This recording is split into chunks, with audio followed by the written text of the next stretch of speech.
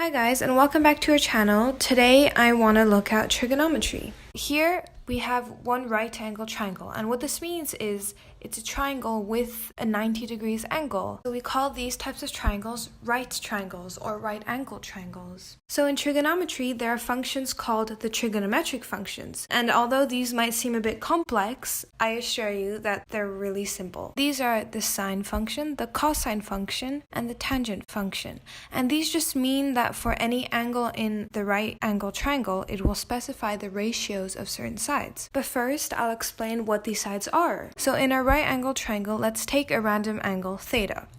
And so for every angle other than the right angle in a right triangle, they will always have an opposite side, the side opposite the angle, an adjacent side, the side next to the angle, and there will always be a hypotenuse. And the hypotenuse is the longest side of any right angle triangle, and you only have it for right triangles. Now I'm going to write out a little mnemonic here, which is something just to help you remember the definition of each trig function. The mnemonic is SOHCAHTOA. So first trio tells us that sine of any angle theta is equal to the opposite side over hypotenuse. Ka tells us the cosine is equal to adjacent over hypotenuse, and TOA tells us the tangent is equal to opposite over adjacent. I'm going to draw another triangle with the angle theta in a different position so that you can grasp the idea a bit better. The angle theta in this right triangle is positioned at the top, and I've labeled each of the sides. So O represents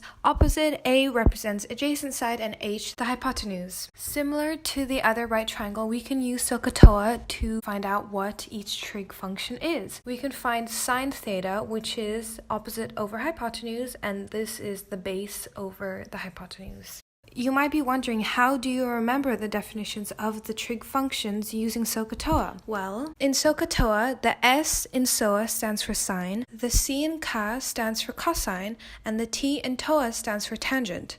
And for the other letters, the O always stands for the opposite side, the A always stands for the adjacent side, and the H for the hypotenuse. Whichever letter is the second letter of these trios is the numerator, and the last letter is always going to be the denominator. And you'll be amazed at how helpful this mnemonic is and how long it lasts. For me, for instance, I've been using it since year 7 and I'm currently in year 11 and I still use it.